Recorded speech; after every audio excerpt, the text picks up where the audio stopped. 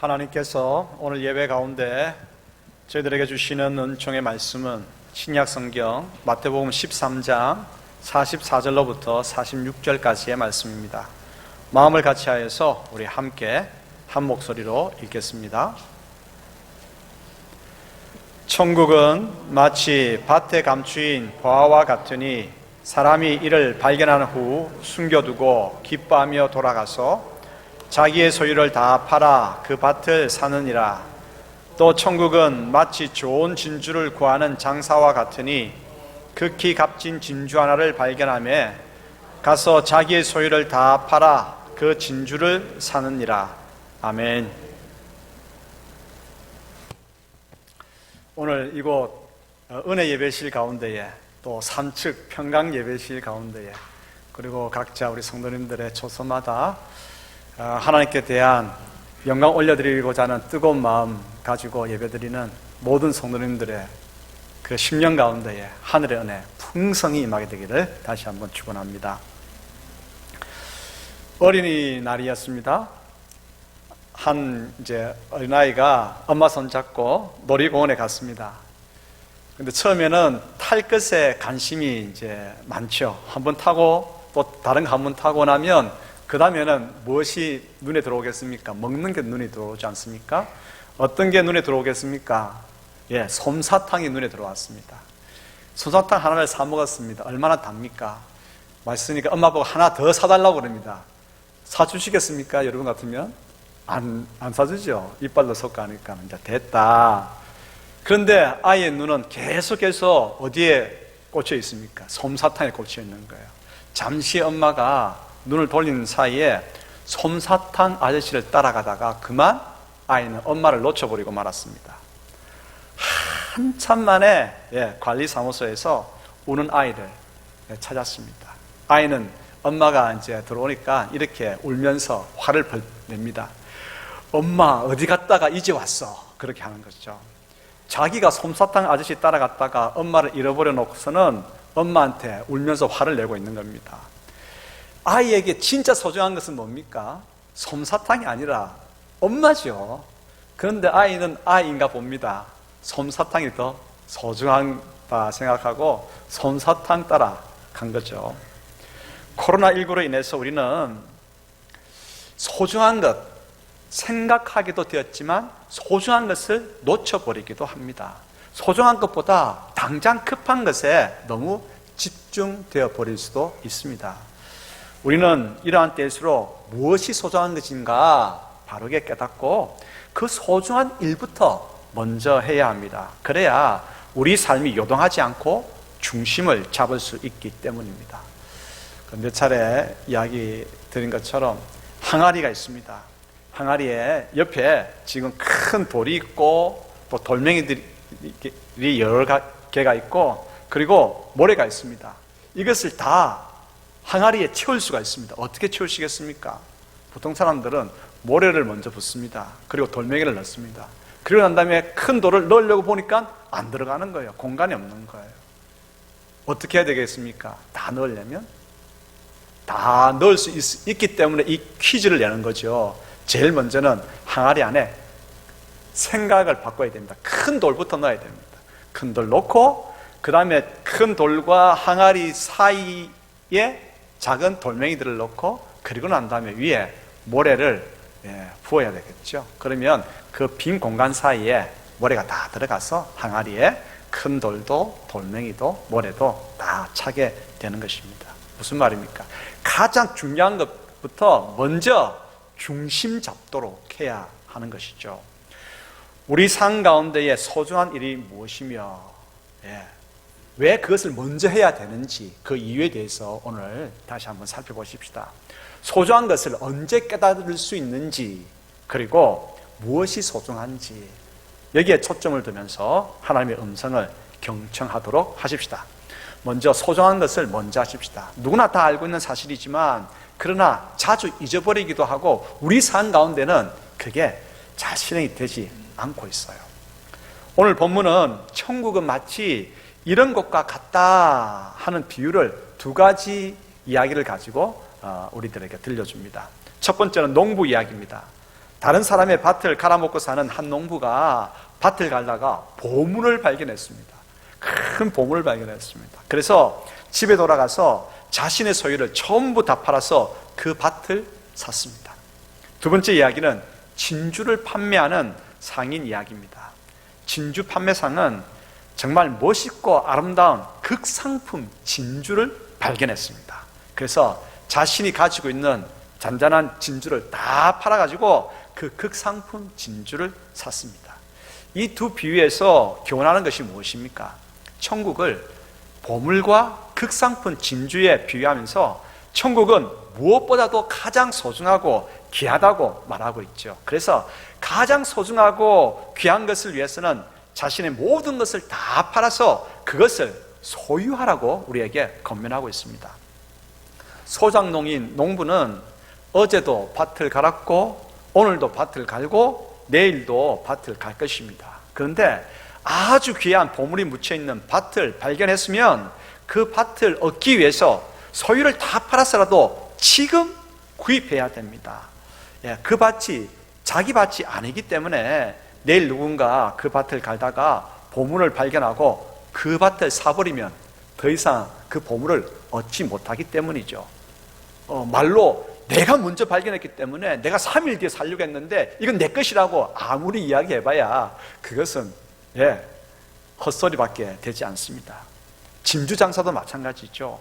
보통의 진주들은 어제도 구입할 수 있었고 오늘도 구입할 수 있고 내일도 어렵지 않게 구입할 수 있습니다. 그러나 극상품 진주는 다른 사람이 구입하면 더 이상은 구입하지 못합니다. 물론 이 비유에서 사람들로 하여금 소중한 천국을 얻기 위해서 서로 경쟁하라고 하는 뜻은 결코 아닙니다. 천국은 마치 밭에 감추인 보화와 같고 극상품 진주와 같이 정말 소중한 것이기 때문에 자신의 모든 것을 다 팔아서 가져야 함을 권면하는 것이죠. 그런데 우리는 살아가면서 소중한 일보다는 급한 일에 너무 많이 매달리고 에너지를 쏟아붓습니다. 삶에 필요한 일 또는 급한 일, 이것보다 우리가 먼저 해야 될 것은 소중한 일입니다. 정말 소중한 것들은 한번 지나가 버리면 되돌리기 어렵기 때문이죠. 돈 버는 일에 너무 집중하는 것은 물론 그것이 필요합니다. 삶에 필요하고 중요한 것이 일입니다. 하지만 그것보다 더 소중한 것이 있습니다. 가족의 사랑이고 건강이고 신앙입니다. 돈 버는 것 때문에 가족의 사랑을 소홀히 하면 안 되겠죠. 자녀와의 대화 정말 소중합니다. 특별히 자녀가 어릴 때일수록 부모와 대화하는 것 정말 소중하게 얘기가 됩니다. 시간이 지나면 더 이상 자녀와 진지하게 대화 나눌 수 있는 시간은 더는 없어지게 됩니다. 그 시간이 지나면 한 지붕에 남남으로 살아갈 수밖에 없습니다. 사업을 하던 어떤 분이 가족과 함께 하는 시간보다는 일하는데 온 신경을 몰두했습니다. 7년 동안 사업을 시작해서 7년 동안 일하느라고 막 몰두하다 보니까 아이들이 아빠에게 엽서를 하나 썼습니다. 그 엽서를 받고 읽는 순간 이분이 충격을 받았습니다. 뭐라고 쓰여 있는지 아십니까? 이렇게 엽서에 쓰여 있었습니다. 아빠, 우리 집에 놀러 오세요. 무슨 말인지 아시겠죠? 충격을 받고 내가 잘못했다, 내가 잘못 살았고 내가 참 나쁜 아빠다 그렇게 생각하고 그날부터 아이들과 책 읽고 놀아주는 시간을 스케줄에 포함시켰습니다. 소중한 것을 먼저 해야 됩니다. 놓쳐버리면 다시 돌이키기가 힘듭니다. 코로나19는 우리로 하여금 잃어버리게 한 것도 많지만 얻게 한 것도 많습니다. 가족이 함께 할 수 있는 시간을 코로나19는 우리들에게 강제적으로 지금 주고 있습니다. 재택근무도 가능하고요. 또 사실 직장을 잃어버린 분에게는 힘들지만 그것으로 인해서 가정, 식구들과 함께 할 수 있는 시간이 어쨌든 강제적으로 주어진 것 아니겠습니까? 대화의 꽃을 피우고 가정애정을 깊게 할 수 있는 절호의 기회입니다. 이걸 귀찮게 여겨서는 안 됩니다. 아이들을 인터넷 방송에만 계속해서 방치하게 놔둬서는 안 됩니다. 요즘 인터넷 방송 가운데에 재미있는 그 광고가 있더라고요. 여러분 보셨습니까? 잠깐만. 그러니까 아이가 아빠하고 같이 놀자고 이야기합니다. 책을 좀 읽어달라고 요청합니다. 그때 아빠가 이야기합니다. 잠깐만 텔레비전 보고 있어. 이렇게 하는 거예요. 자, 여러분들은 그 다음 어떻게 진행될 것 같습니까? 텔레비전 보고 있어. 그러다가 아이가 망쳐질 줄 생각하죠? 근데 광고는 아주 재미있게 되어 있습니다. 잠깐만, 이 잠깐만으로 인해서 아이가 그 방송의 교육 프로그램을 보다가 책 읽는 왕이 되고 수학 문제를 잘 풀는 만점 왕이 될 수 있습니다. 이렇게 광고하는 거예요. 반전을 일으키는 거죠. 하지만 잠깐만 하고 아이들을 인터넷 방송에 그렇게 방치시키고 난 다음에 아이가 독서왕이 되고 만점왕이 될 그런 가능성은 지극히 적습니다. 그 텔레비전 방송 광고하기 때문에 그런 것이죠. 그러므로 중요한 것은 함께 할 수 있는 가족 간의 소중한 시간 중요하게 여기고 이것이 주어졌다면 이 기회를 잘 활용해야 되는 것입니다. 돈 버는 것에 너무 집중하다가 건강을 잃어버려서도 안 됩니다. 돈은 다시 벌 수 있지만 건강을 잃어버리면 회복하기 힘듭니다. 건강이 더 소중함을 누구나 다 알고 있습니다. 하지만 우리는 자주 이것을 잊어버립니다.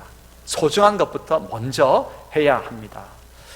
돈 버는 것 때문에, 급한 일 때문에 편안함을 추구하다 보니까 신앙을 놓쳐버릴 수도 있습니다. 여러분, 예배 가장 소중하게 여겨야 합니다. 오늘도 이곳에서 산층에서 또 각자 우리 자리에서 예배드리는 모든 분들 다시 한번 축복합니다. 이 귀한 예배를 언제나 끝까지 가장 소중하게 여기고 나아가는 성도들이 되기를 축복합니다.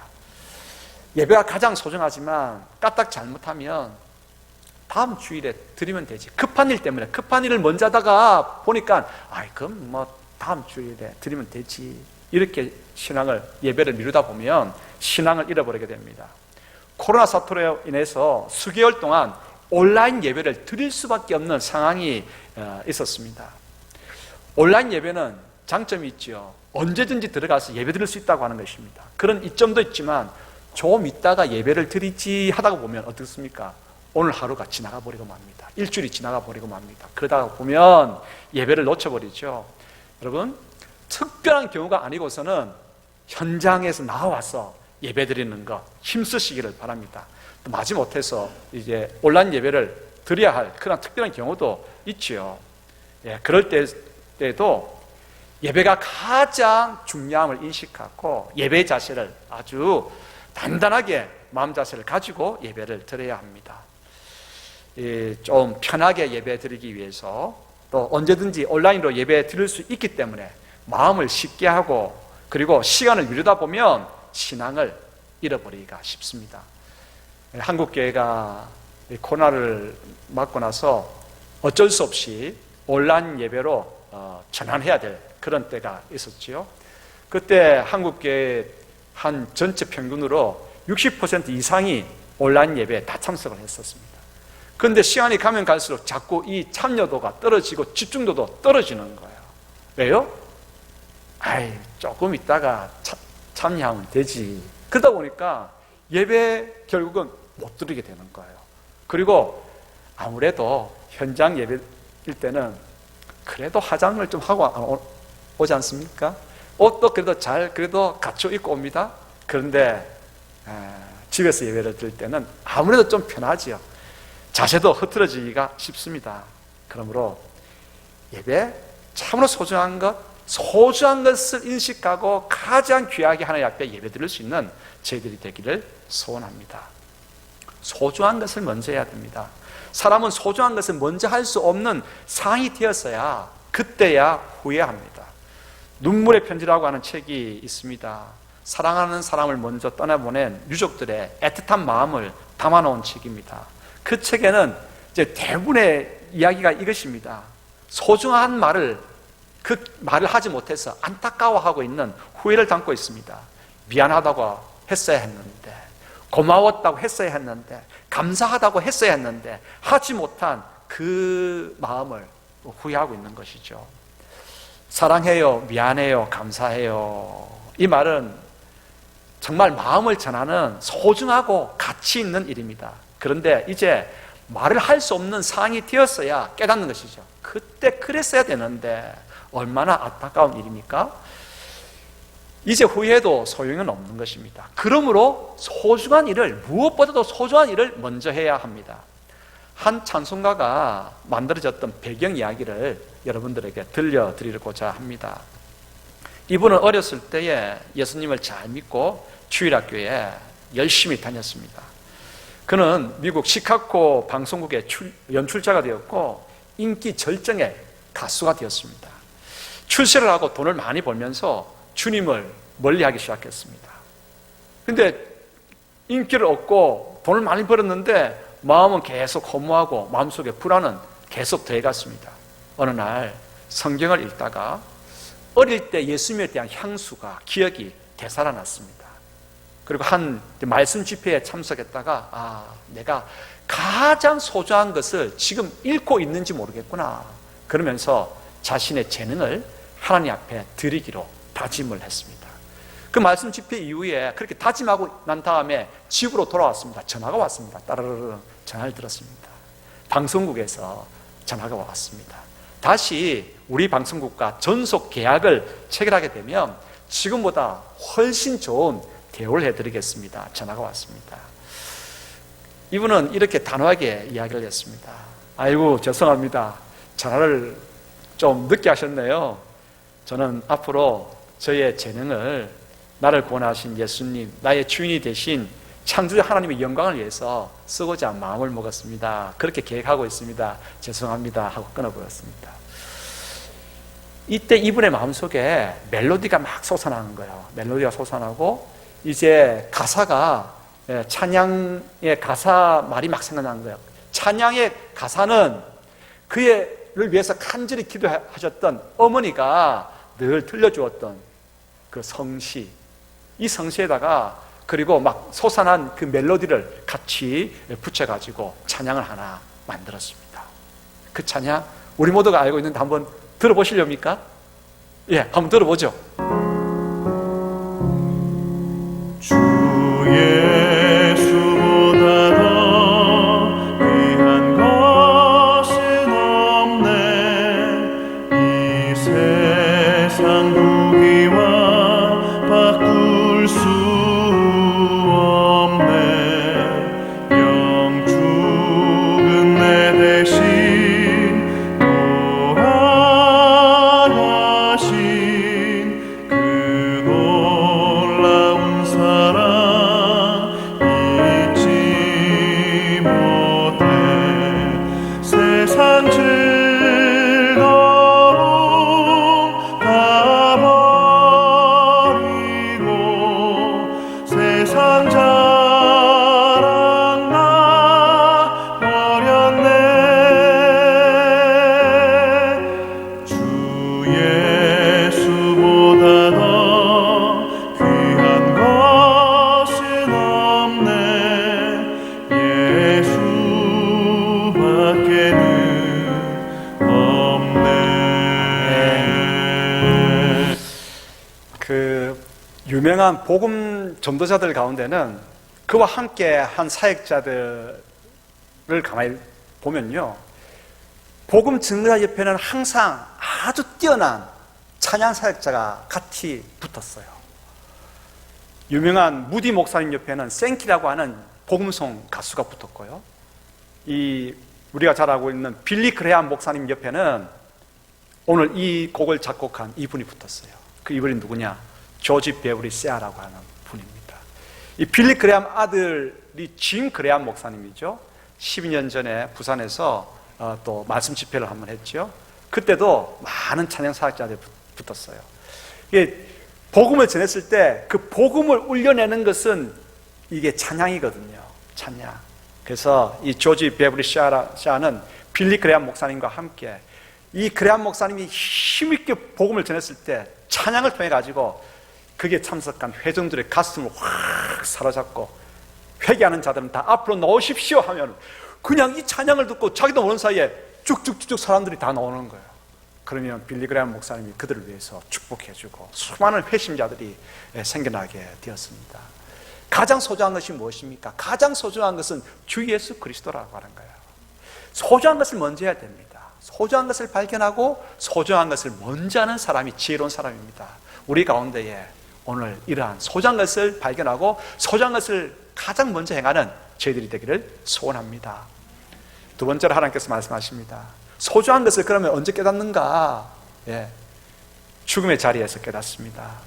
사람은 자신이 어찌할 수 없는 한계 상황에 도달했을 때 진짜 소중한 것이 무엇인지 깨닫습니다. 그렇다고 한다면 우리 스스로 한계 상황에 우리를 세워보아야 합니다. 인간의 가장 보편적인 한계 상황은 다른 것이 아니라 죽음의 자리입니다. 전도서 7장 4절, 히브리서 9장 27절 같이 읽겠습니다. 지혜자의 마음은 초상집에 있으되 우매한 자의 마음은 혼인집에 있느니라. 한 번 죽는 것은 사람에게 정해진 것이요 그 후에는 심판이 있으리니. 아멘. 죽음의 자리에 서 볼 때에 그때 소중한 것을 깨달을 수가 있습니다. 자, 미리 갈 필요는 없죠. 하지만 한번 가정해 보자는 것이죠. 가정해 보자.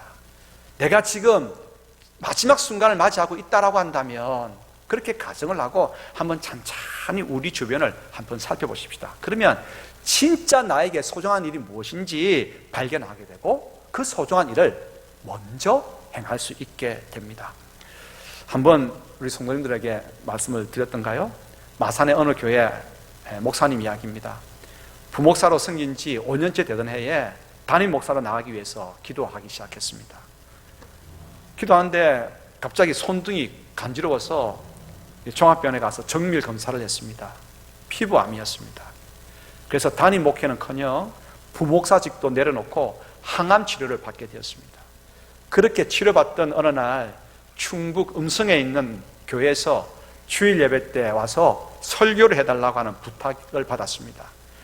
그 교회를 담임하던 목사님이 미국으로 유학을 떠나면서 후임자로 자기가 평소에 잘 알았던 이 친구를, 마산에 있는 이 친구 목사님을 추천한 것입니다. 그 교회 교인들은 담임 목사가 추천한 목사가 온다고 해서 잔뜩 기대를 하고 기다린 것이죠. 그런데 막상 주일이 되고 교회에 나타난 목사님의 모습은 어땠습니까? 머리카락은 다 빠지고 뼈만 앙상하게 그 항암 치료하느라고 그런 모습에 암 환자 목사님이 온 것입니다. 주일 설교 마치고 이제 청빙위원회를 열었습니다. 한 교인이 손을 들고 이렇게 이야기를 했습니다. 오늘 설교한 목사님을 담임 목사님으로 모셨으면 합니다. 그러니까 다들 깜짝 놀랐습니다. 어떻게 암 환자를 담임 목사로 모실 수가 있느냐, 그렇게 다들 이야기를 했죠. 그분이 다시 또 이야기합니다. 오늘 예배 때 저는 이전에 경험하지 못했던 큰 은혜를 받았습니다. 목사님이 비록 암 환자이지만 우리가 한 주 은혜의 설교를 듣고 장례를 치러드리더라도 우리 교회는 복받은 것이 아니겠습니까? 이 말을 듣고 교우들은 어느 누구나 할 것 없이 다 큰 감동을 먹었습니다. 그냥 교회의 그 단순한 생각만으로 그렇게 어떻게 모실 수가 있느냐 생각했던 그 마음들을 다 회개하고 눈물로서 말씀으로 새로워지겠다고 하는 결단을 하게 되었습니다. 청빙을 하기로 결정을 했습니다. 청빙서를 받았던 목사님이 암 환자인 자신을 담임 목사로 부르는 교회가 있다는 것을 알고 눈물을 흘린 거죠. 그리고 사모님과 함께 기도원으로 올라가서 암 지금 치료하는 가운데도 에서도 금식 기도를 했습니다. 사실은 그 목사 부부는 그 교회에 갈 마음이 없었습니다. 왜냐하면 자신들의 처지를 잘 알고 있었기 때문입니다. 어떻게 암 환자로서 그 교회에 가게 되면 그 교회를 참 고생하게 하고 힘들게 할 텐데 어떻게 가겠습니까? 금식 기도하러 기도원에 올라간 까닭은 그래도 자기를 불러준 그 고마운 교회에 정말 필요한 목사가 갈 수 있도록 그 기도하러 올라간 거예요. 그렇게 눈물로 간절히 기도하다가 하나님께서 은혜를 베풀어 주셨습니다. 그 목사님의 암이 치유되었습니다. 이거를 하나님의 계시로 알고 결국은 청빙을 받아들이게 됐죠. 여러분 궁금하지 않습니까?